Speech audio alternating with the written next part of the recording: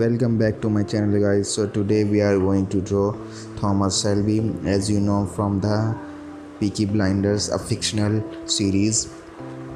Well, this is my favorite character, Thomas Shelby. If you are new here, please do subscribe and hit the like button.